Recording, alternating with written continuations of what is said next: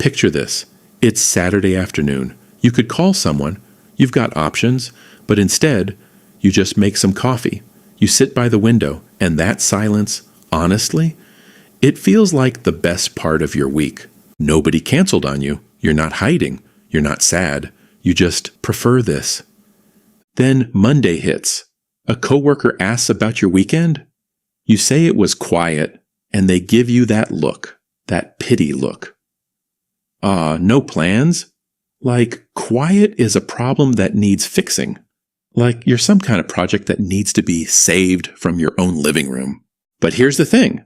That preference for being alone, it's not a flaw. It's not damage. Science is actually starting to map this out. And what they're finding is wild. People who genuinely love solitude share 5 very specific traits. And no, it's not just about being introverted or shy.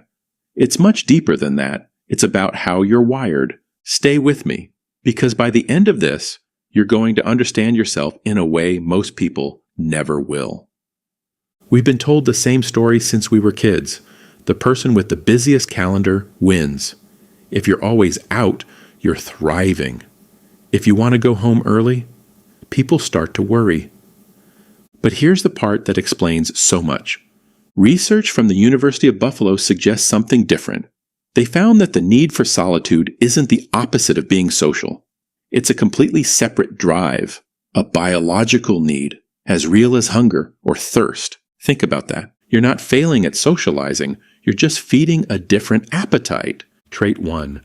Your brain is actually on. Think about those moments when you're doing nothing.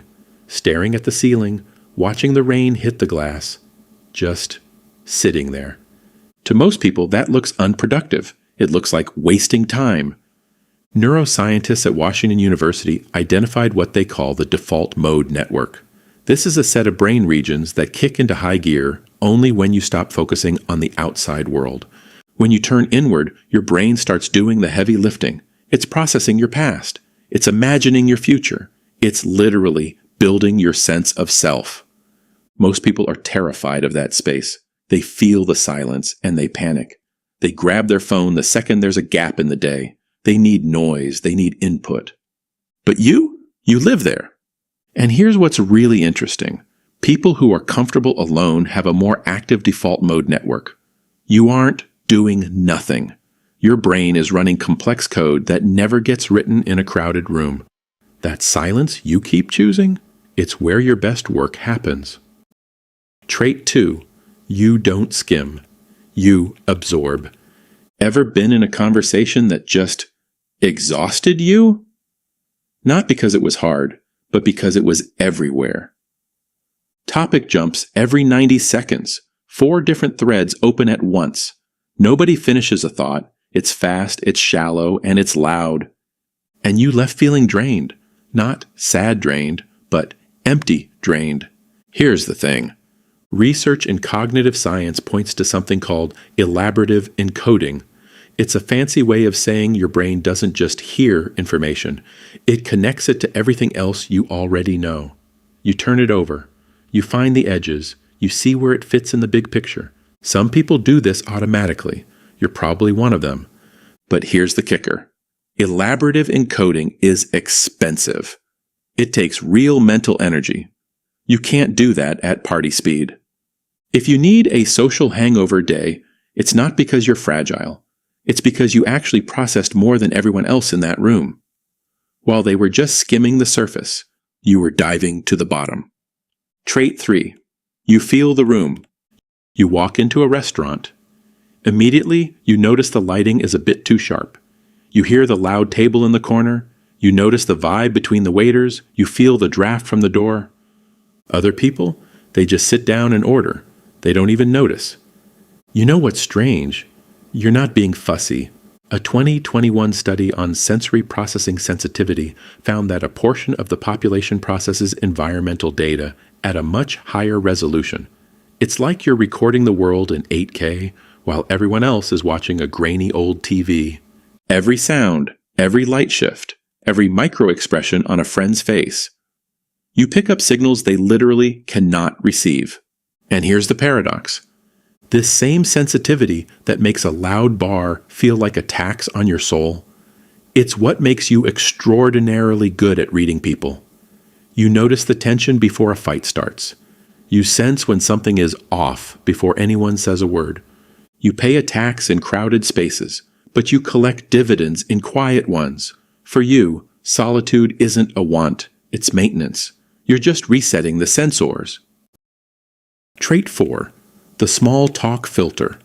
Let's be honest about something else. You've been in those polite conversations where you just go quiet. You give the bare minimum. You give the one-word answers. People think you're being cold or boring or judgmental, but here's what's actually happening. Your brain is running a background check in real time. It's evaluating.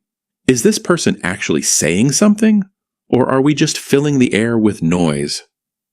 Psychologist Arthur Aron did a famous study on how we form bonds. He found that people with a high need for solitude have a very low tolerance for phatic communication. That's the social filler. To you, that feels like a waste of life. You're looking for depth. You're looking for something real, and let's be honest, most people aren't offering that.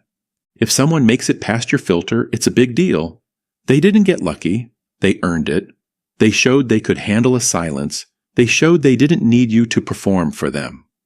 Your small circle isn't a sign of failure. It's a sign of high standards. Trait 5. You're playing the long game. Have you ever made a choice that confused everyone around you? Maybe you turned down a promotion that looked good on paper. Maybe you chose a slower path.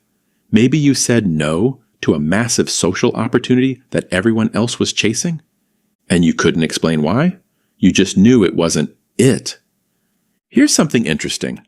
Psychologists call this temporal self-appraisal.